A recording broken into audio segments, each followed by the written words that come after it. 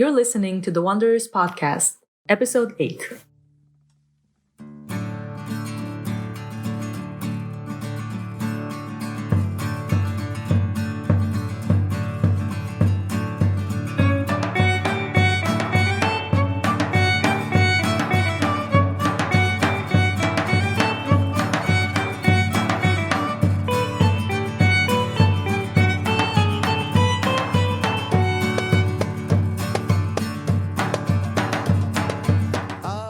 Matteo or Matt is a youth worker and writer from Italy.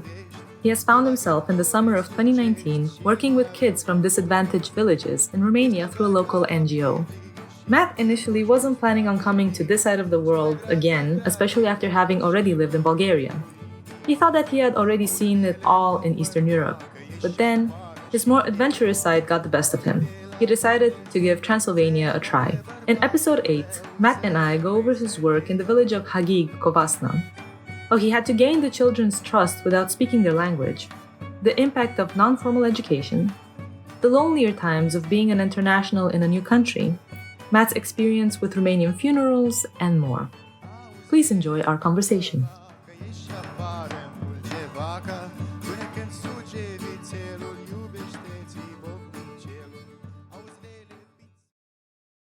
Hey, Matt. Hello. How are you doing? Fine, are you? I am very good. I'm looking forward to this interview. Thank you for accepting the invitation. Thanks to you. So, Matt, you are originally from Italy, and you had quite some international experience so far, traveling around, seeing a bit of the world. How did Romania appear on your radar? Well, I was in Italy, and as I say, I was in a situation where I wasn't doing anything so interesting. So I started to look for some projects around Europe, and a small organization from Transylvania, a charity, tested me, hey, would you like to come here? We're building a school. We need someone that helps us to organize activities. So I said, okay, let's go, because I was ready to do something different. So I was ready to go. I didn't want to wait for a long time to stay there, to stay in Italy without doing nothing.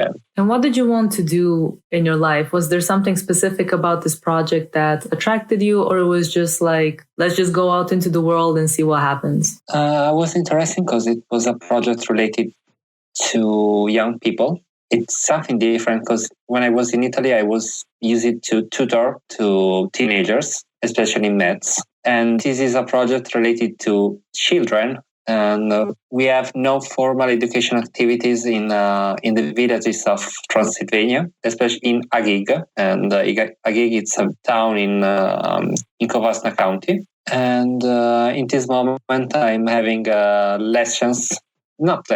activities with kids from kindergarten to gymnasium. And maybe you can tell us more about this organization that you came with. Like, what are they about? What is your role there? How do they get involved in the community in Covasna and Haghig? So this organization is building a school, their own school, and a guest house in Haghig. And they hope to open this school next year. I came here to help them to organize the activities, but unfortunately the works took a bit of time. And meanwhile, we started to have some activities in the schools in Haghig. There are two villages in Haghig, in Haghig town. One is Haghig and the other one is Iareș. I started to have activities with kids this summer for a summer project, and I went with them to Gostinești. To the seaside. Yes, for 2 weeks. For some of them was the first time ever, and I have to say that for me it was easy to stay with them at the seaside than in the school, because it was a different context. At the beginning, I had some issues to communicate with them. I thought it was related to the language, because I know some words in Romanian, but I can say that I speak Romanian.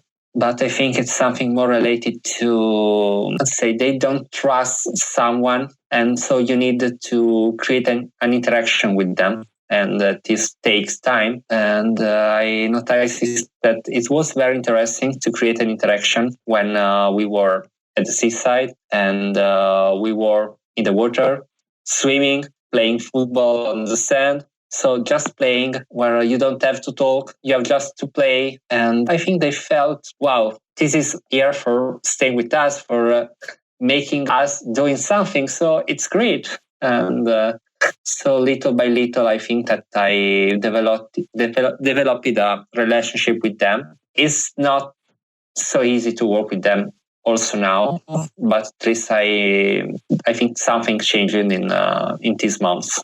So it was easier to work with the children when they were just in their element, when they were playing, than getting deeper into getting to know them or getting to know their feelings, right? Definitely. What kind of children do you work with in Haghig? So we work with vulnerable children. Most of them are from Roma community. How I said before, I work with kindergarten. That they are my favorite ones.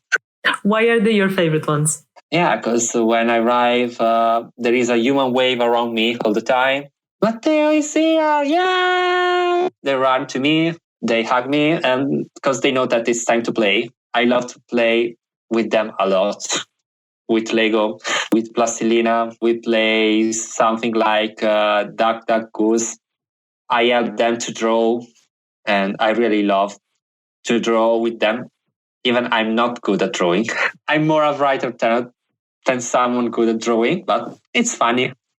I think it's a good way to connect with them when you have your pencil and okay, we can do this. And they're so easily surprised by everything. And it's amazing. I love this. It warms your heart, right? Yes. How are they different than, for example, your gymnasium students? From gymnasium students are, I noticed a huge difference between gymnasium student in Haghig and, for instance, some friends of mine from Brasov that is a teenager. The teenagers in Brasov speak English very well. I have some friends that it's 17, 18, so they're still doing high school. Meanwhile, the kids at gymnasium in Haghig often don't have a youth preparation. They don't know any words in English. Some of them have still some issues to read. So just to read texts in Romanian, right? Yes. That's interesting. How old are the kids that we're talking about? Gymnasium are class 5 to class 8, so 2014, 15, yes. So before going to the high school. And it's very hard to explain why there is this huge gap between kids that study in some villages and kids that study in a town.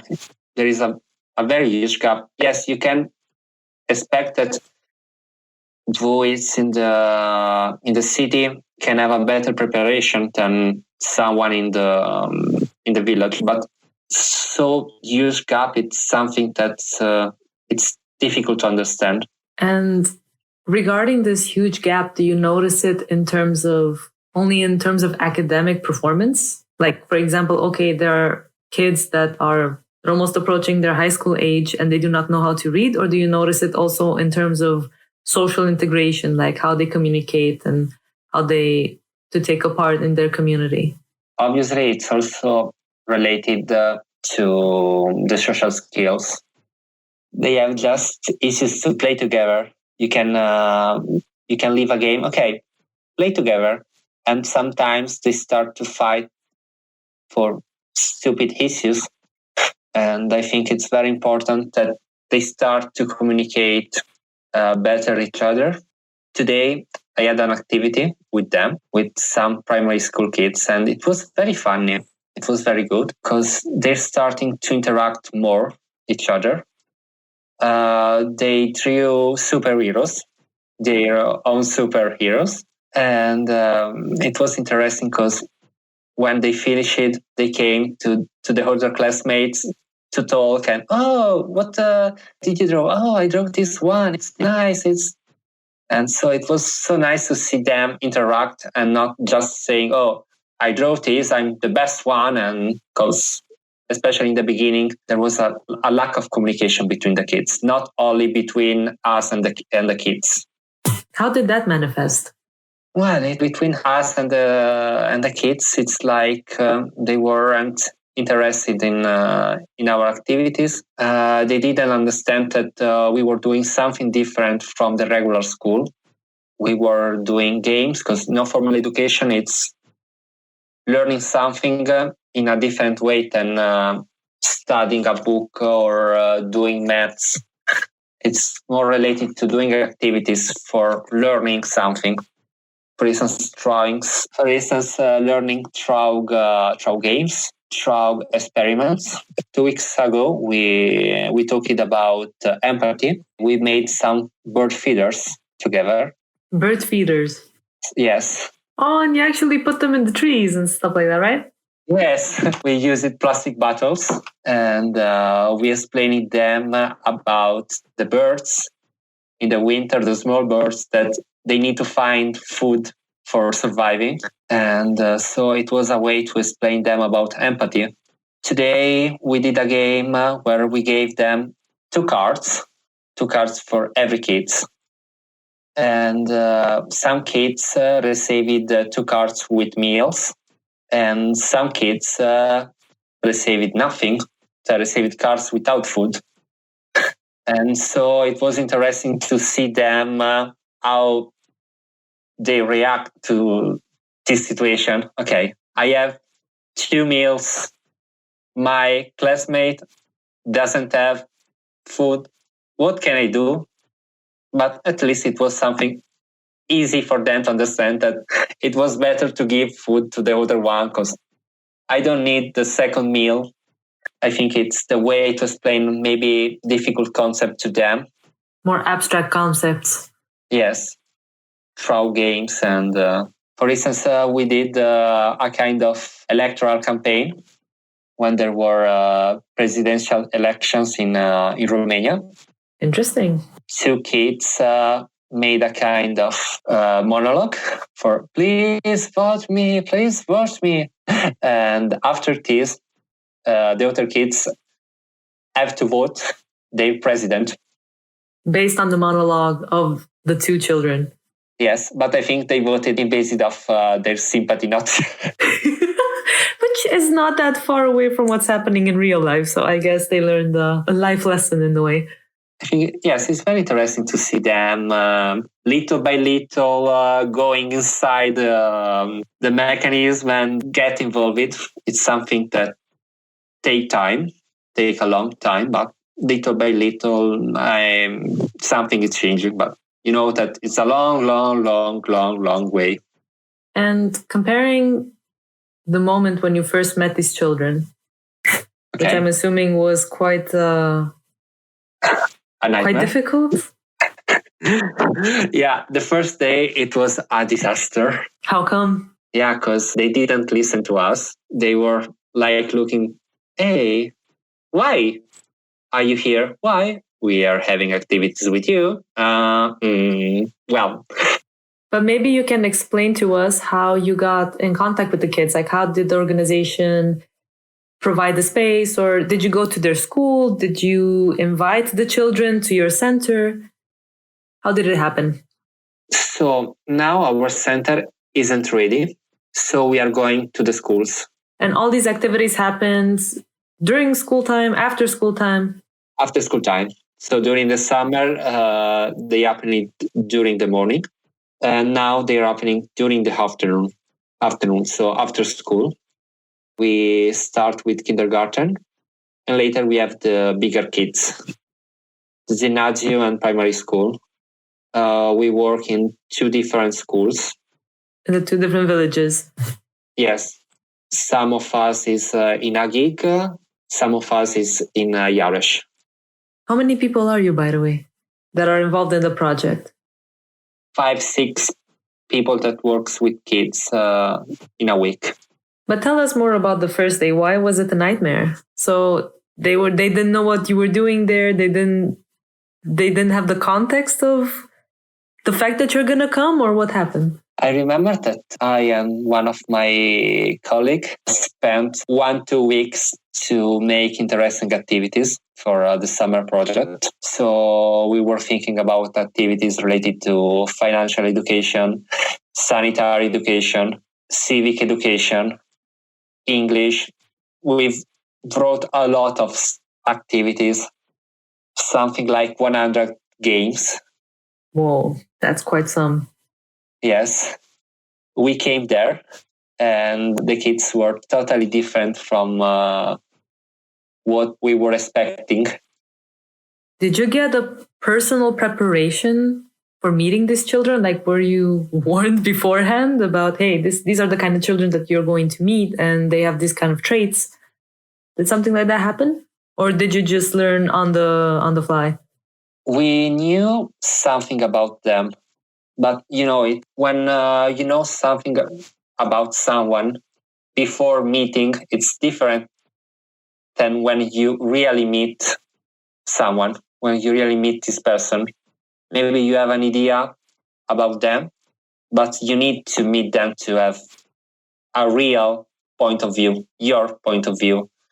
And so you can start to adapt activities to them. You can start to know how to interact with them. And it doesn't happen only with kids. For instance, they need to do something more active. They need to move a bit.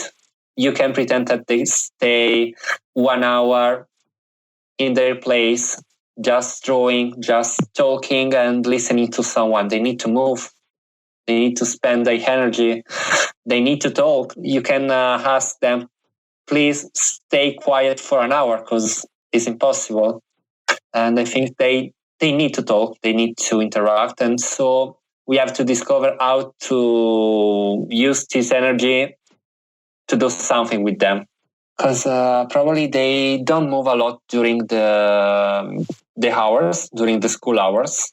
And so when we arrive in the afternoon, they're like, okay, we are tired. We need to move. I can definitely understand that. Yes, I remember that I listening to Alisa, right? Yeah, from episode 6. When she was talking about kids in a kindergarten in Brasov, that they had a full schedule and they didn't pay so much. I think that sometimes kids, not all in the kindergarten, need to play, because it's a good way to improve their social skill. Because when you play, you have to interact with someone else. You are not doing something that could be boring, like maths or Romanian. So you are doing a game. And so you have to interact with someone else in a funny way, because you're playing. So I think it's very important to teach them how to play, how to make activities together, how to collaborate, and also how to express their feelings. Because one issue is that they don't say if they don't like something. They have a huge problem to say, oh, I don't like this activity. And I think it's important that they start to say, okay, I don't like this. I don't feel good at doing this. Because if you have a feedback, you can know how to help them, how to improve. And they have these huge problems with communication also. Yeah, but that means that they need to build their self-confidence. Yes, it's something that we hope to help to create, and creating a self-confidence. They have to know that they can sell. Oh, they can say something. I had this lapsus about sell, because we made also an activity about make a commercial, and they love it this. For a product? Yes, to draw a product, to write a short slogan. And so they had to say this in front of the classroom, and they really love it. So this is why I say it. Sell, it was a little lapsus. It was extra baggage from the workday. Yes. I'm curious to know, what was your biggest challenge in handling the kids? Like, what pushed your buttons and how did you react to it? How did you manage it? Well, I think that my biggest obstacle was creating an interaction with them. Creating an interaction with them? Yes. Not only related to Romanian language, because, okay, they speak only Romanian, and especially the older kids don't understand that maybe you are from a different country, you speak a different language, and maybe you don't know their language. Did that happen to you? It's happening. It's happening to me. Yes, I think probably because they don't know anyone from maybe the other side of Romania or from the city. They spent most of their life in the village, so everything from outside sometimes is very weird for them.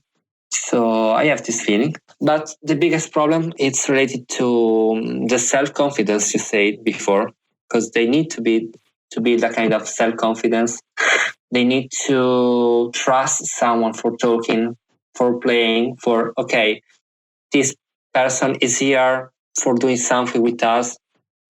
And is actually interested in us and wants to interact, and we get something out of it. Exactly. Because maybe they think, oh, it's nice with us because he wants something from us. Or he gets paid, then he has to. Yes. Was that your case?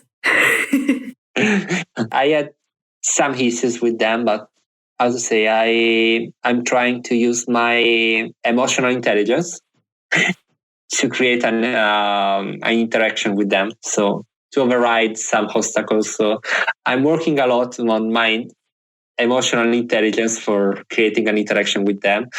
For instance, there is a kid that reminds me of a friend of mine that was with me in primary school, because she's very similar in her face. Like the way she looks. Yes. And so I'm trying to create some link between the kids that I meet and the people maybe that I met in my life when I was a kid. Interesting approach. Above all, when I'm there, I don't think about the ethnic group which they are from. I always see them just like kids. Sometimes like funny kids, sometimes like mad kids, but always as kids because they're kids. And it's something that we don't have to forget. So they have their needs, they have their passions, they have their limited patience sometimes. They want to play, they want to have fun. And I think this is the key.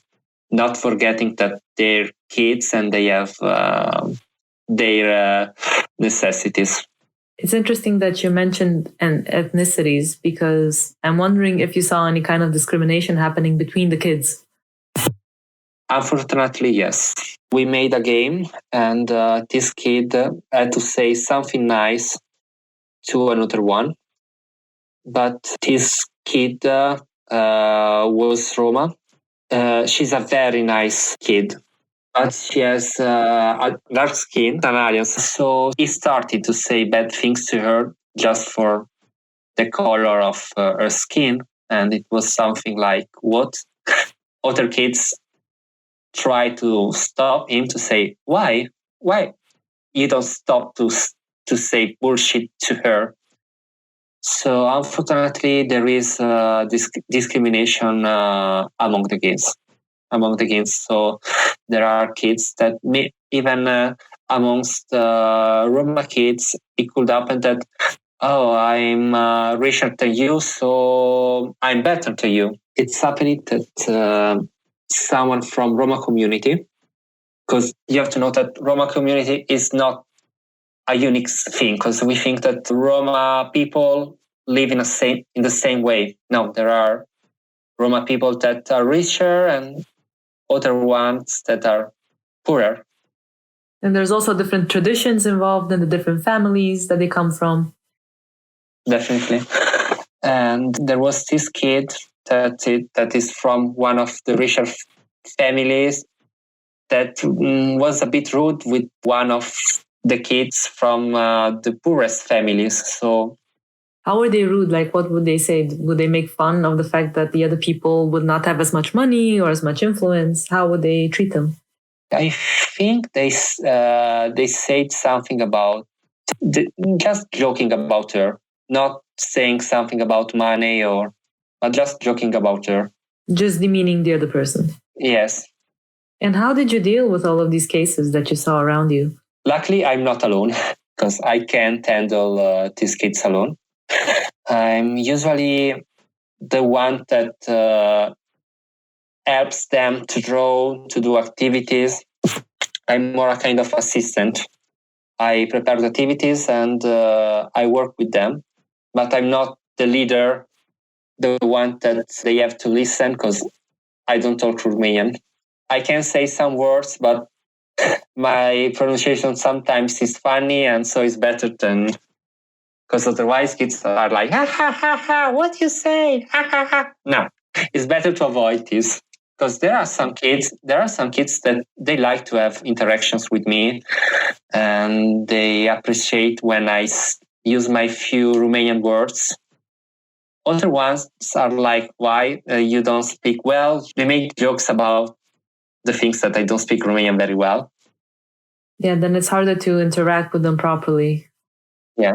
I am curious how you got along with their parents, because I'm assuming that the parents were also involved to a certain extent in the activities that you guys were organizing for the kids. And how was the relationship with the parents? Because also, for example, the discrimination part that you mentioned, it has to come from somewhere. And usually discrimination is pretty linked to the environments where the children spend most of their time. In the villages, it's usually with people that they know, aka families, friends. How did you meet these people, and what is your impression about the community in itself? So this summer I went to the poor area of Haghig, because there is a poor area, poor neighborhood. I went inside. I have to say that most of the houses are normal. What do you define as normal?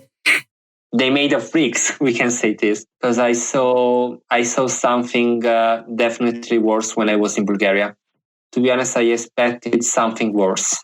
So I can call them proper houses, even if there were some houses that I can't call houses.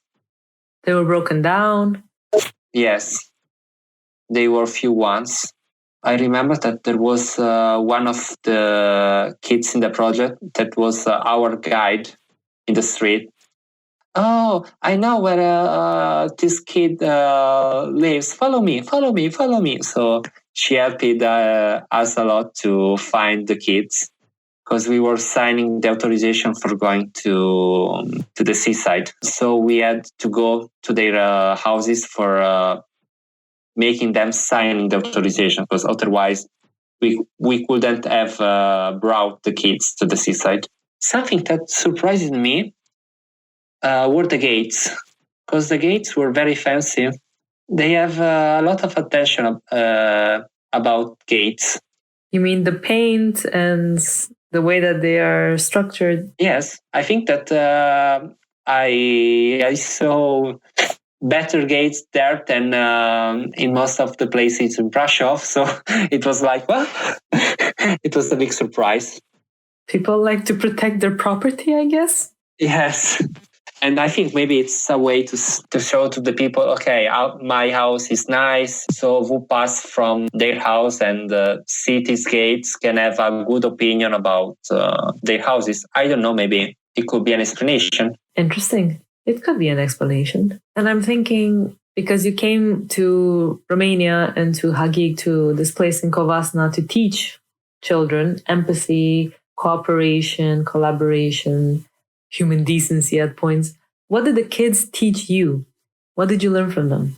Something very practical is that they're teaching me to interact more without using words. Because as I say, when you can speak a language properly, you have to find other ways to communicate, like maybe smiling, like using your facial expressions, the hands. Yes, I know I'm from Italy, and Italy is famous for using hands a lot, but you know that it's something different. And so using my body to communicate, creating an interaction through drawings or through dancing. I dance like a bear, but when there are some dance activities, especially the bigger girls are like, please dance, dance, dance, because they have fun when I'm there dancing with them. So I think it's very interesting this way to communicate without using words. I really like this. I know I like writing, and so I should say, for me, words are everything, but it's interesting to explore other ways to communicate, not just words. I have a curious question about that. Okay. Did you feel lonely during this period? Because especially when you come in a new community and you don't speak the language necessarily, although indeed you did learn a couple and you used some of your Bulgarian skills somehow to communicate in Romanian as well, which is interesting. But did you feel at any point throughout this trip that, oh, well, I'm here and I cannot talk to people? Or did the kids make you feel like at home? Well, I have to say that, especially in the summer, I had the feeling, okay, I can communicate with them, and it was a bit hard, especially in the summer, because besides the seaside, when I was in the school, it was very hard because I wasn't used to them. They were trying to talk with me all the time. Sometimes they weren't so kind with me because, you don't understand my language. Okay, I can tell you everything. And now, at least I understood. I understand most of the words. So at least I can follow a conversation in Romanian. I have some problems to speak because when I try to speak Romanian, I mix, let me think, Romanian, Spanish, Italian, and sometimes I put some Bulgarian words. So yeah, it's a mess. It's funny because one of the first times that I tried to speak in Romanian, I said something like "Estoy singur."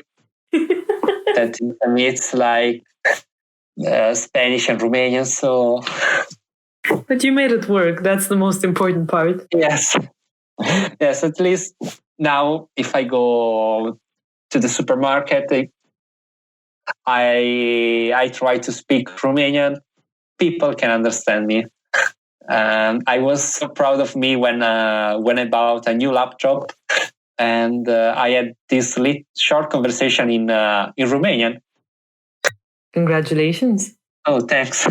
But only because I know laptop very well, so. So then you could connect all the different words and technicalities and just make it work. Yes. But that's perfect. And now that you're towards the end of your stay at the project, right? I think that I will stay here for a few weeks, and later I don't know what will happen. I'm curious, what is your hope for these children that you spent? How many months did you spend with them? I did activities in August, and we started again in November. So I spent with them 4 months. What do you wish for them? Something that is very important to me is that they can discover that they have different options about the future. I remember that they talked, my colleagues talking about this guy from gymnasium, so one of the bigger kids, that say, why do you ask me about the future? I know that my future will not be great. I will not have use opportunities in the future. And I think I would like that at least some of them realizes that they have a small chance at least to live in a different way, not like shepherd or working in a farm. And if they decide to work in a farm, to work as shepherd, it's your choice because they like this kind of job. You know that if you do something because it's your only option, you leave this thing maybe very bad.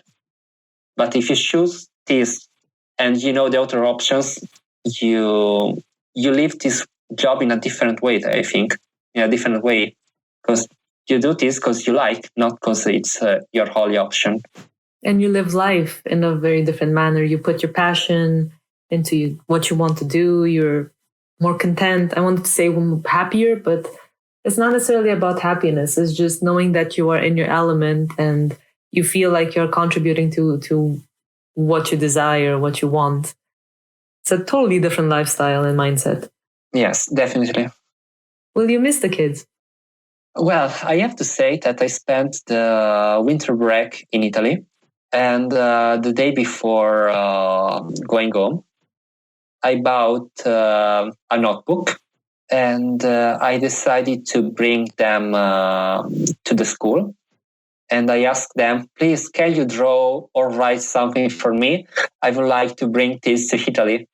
And so when I took my plane for going back to Italy for Christmas time, I was with this notebook with the drawings and with some sentences from them. So I have to say that I will miss them, yeah. Even if sometimes they drove me crazy. It's like with any family, right? Yes. Oh, but that's really sweet. Well, I'm pretty sure they're going to miss you too. Because you know, everybody who pays attention to these kids, they leave a mark. And sometimes we don't even know how deep our impact goes, but usually it's quite far. It can reach quite far. Yes, I think that they helped me my personal growth, because in the last 3 years I started to move a bit from Italy. This is my second long-term experience. I had a previous one in Bulgaria. And I have to say that this helping me a lot to discover myself better. So I have to say also thanks to them. Yeah, I wanted to ask how your Romanian experience helped you in the grand scheme of things. Like, what did you get out of it so far?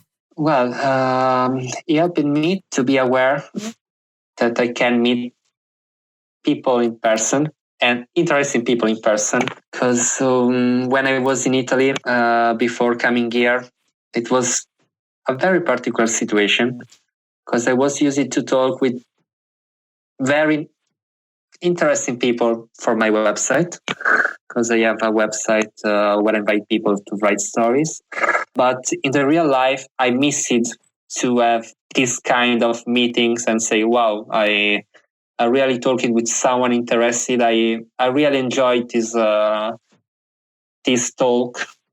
So this helping me to say, okay, you can go around the world, you can meet interesting people, you can find new friends, you can discover hidden talents. Because I think that not only kids in Haghig have hidden talents that they don't know. Even we adults that maybe had also important professional experiences, we can discover something about us. So we should never try to discover something more about ourselves. It's a work in progress. Yes. And on the side, did you, by the way, because you worked in Covasna, which is a very renowned place for its strong Hungarian influence and presence, did you get a chance to interact with the Hungarian culture as well? Yes, but not in Haghig, but in Sfântu-Gheorghe. Because I went to Sfântu-Gheorghe with a friend of mine that is very interested into Hungarian culture in Romania. Yeah, it's something particular. And we visited 3 museums there. Which ones? I have one. I don't remember the names because they are very complicated. Were they in Hungarian? Yes. I have here a book from an exposition. It's the Magyar Művészeti Akadémia.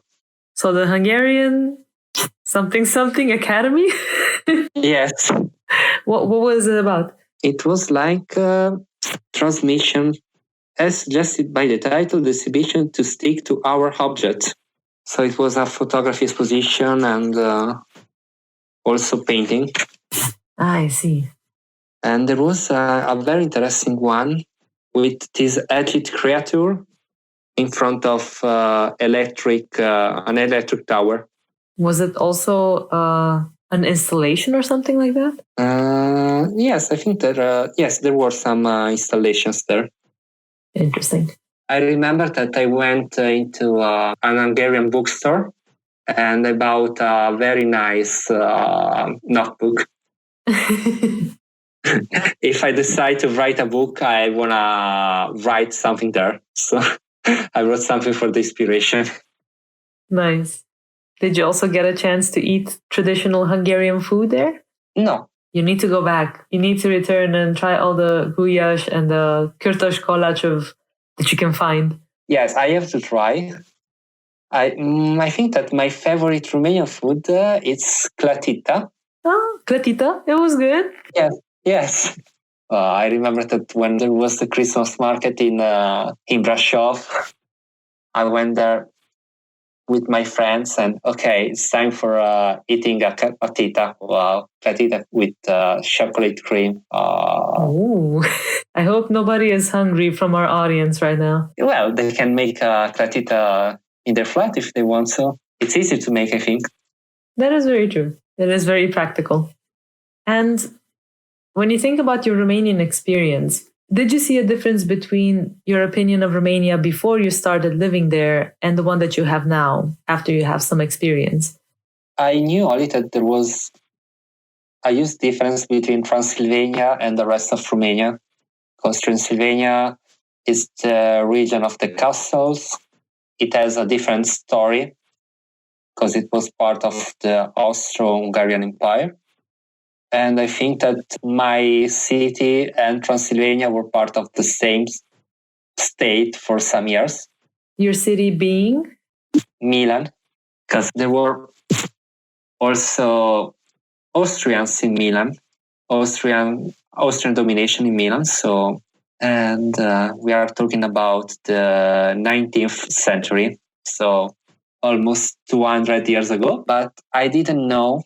But at least I didn't realize the huge difference between the cities and the villages, because it looks to go to two different countries.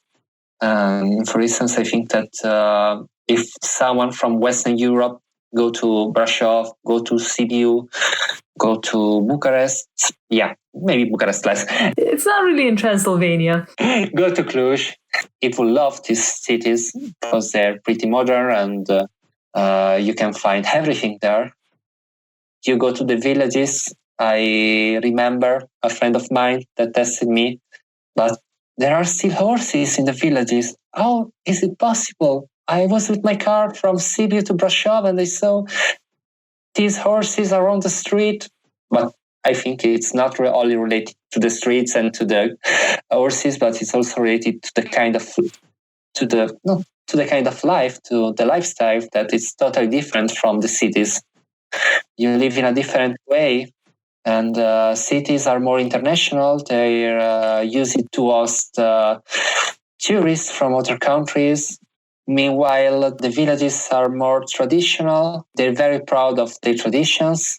And I think that there are different kinds of villages. There are villages that they want to show you their lives, and the other ones that are more reserved, that they were more close to people from outside. You do have the difference. I think it also depends on the area which you visit in the end. There are more villages in Transylvania that are thinking to operate under this kind of ecotourism ideal, or let's put it like that. I can have a little farm where I can invite people. They can enjoy this more quiet, toned down lifestyle.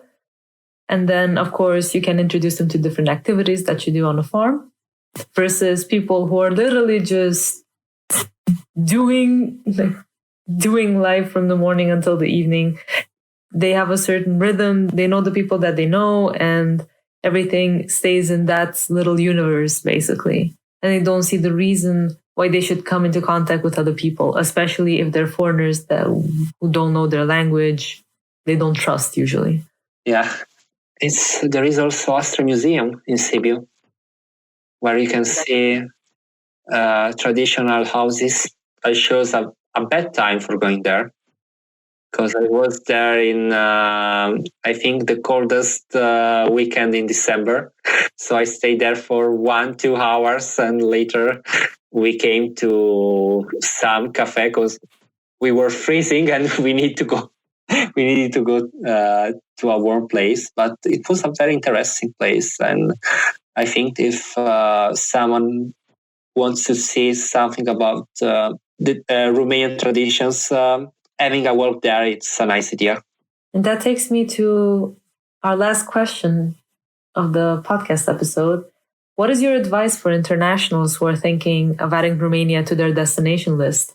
If I have to plan a trip for them, I would say a 7-day trip, so they can visit both cities, because I think it's interesting to go to Sibiu, to Brasov, to the castles like Brand castles, but also maybe having a bit of time for going in the countryside to enjoy the nature, to have a picnic. Obviously, if you go in the summer, maybe try to go to the Transylvanian. Transylvania? Yes, because I think it's amazing, that street. Well, that is a road which was built during the communist regime, and it has some breathtaking views of the mountain. It literally goes through the mountain. I was thinking to go there now, but okay, it's winter. It's very cold. The street is closed, and yeah. Yeah, you can only reach the Bulea cabin. In case people want to go to the Transylvanian region during the winter, yeah, they would need to take the cable car to reach the cabin, because everything else is closed. They're gonna see some very interesting snowy sights. I was forgetting about the Sigisoara. For the medieval festival especially. Highly recommend. But it's interesting because you talked a lot about the tourist attractions. But what about if they want to get to know Romania better on a deeper level? What would you recommend they should do? Well, I think that for the foreigners, it's easier to go to the cities because you can find people that speak in English. My suggestion, if you want to go to some villages, is better to have a car, to rent a car, and going there, going to the countryside, spend a day in, I think, like Magura. I will go there soon. Like these places where you can you can see beautiful landscapes. You can try to walk in the villages. And I really don't know if suggesting to tourists. Yes, I can suggest to tourists to have a walk there, but I can suggest, because I think that they miss the interaction if they don't go with some local people, because you know that there is this huge problem with the language, especially in the villages. There is a language barrier indeed, or it can happen. So I think it's good for going for a day out and say, okay, I don't want to stay in my city. I can go by car, or there are some buses for going to some villages. You can go there. You can spend all the day, maybe having a picnic. Maybe if you're lucky, trying to find a local festival. I remember that I saw a festival about pork in one village. About pork? Yes, a pork festival. Very interesting. I'm assuming that there were a lot of pork-based products. Yes. And I remember that one of the first days that I was here, there was a funeral. And I remember that after the funeral, usually people go to the restaurant. And they offered me suica. That is an interesting experience. Yes. And there is also traditional dessert, but that is made mainly for the funerals. Yes, the traditional coliva, indeed. Did you try it? Yes, I tried. This sweet and suica, a lot of sarmale. Well, that anyway goes without saying. Yeah, if you visit Romania, you have to know what is sarmale. Otherwise, you can say that you visit Romania. Exactly. You are not integrated. You have not lived. And something that is very different, that here it's very common to eat soup, a lot of soup. I'm more used to eat pasta. Yes, it's good especially during the winter, during the cold days. But well, when you have soup in the summer, sometimes you're like, no, please, no, I don't want. So other internationals should definitely pay attention to the food part because there's an abundance of it. Definitely. Cool. With that, Matt, I think we are done. Thank you so much for joining the episode and sharing your experiences, especially the heartwarming parts that you went through in Romania and with the kids and everything. It's something special. Thank you. Thanks to you. Mulțumesc frumos. Cu multă plăcere.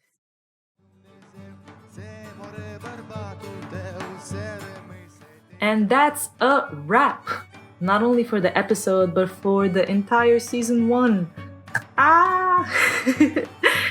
It's been an incredible journey so far with a very diverse range of conversations, from how it is to chill in Romania, to the country's dark communist past, to living with an international child here, to volunteering and falling in love. We had it all.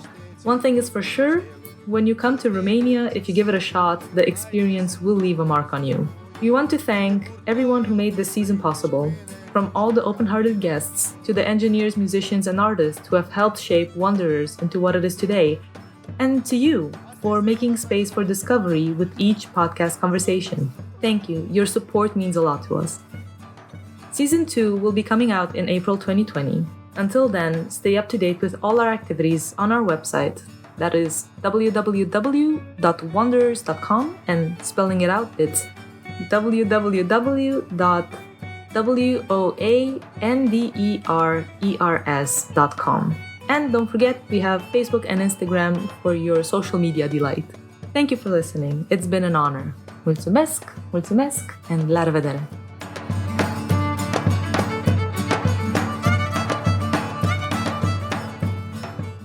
Last meow of the season. Meow, meow.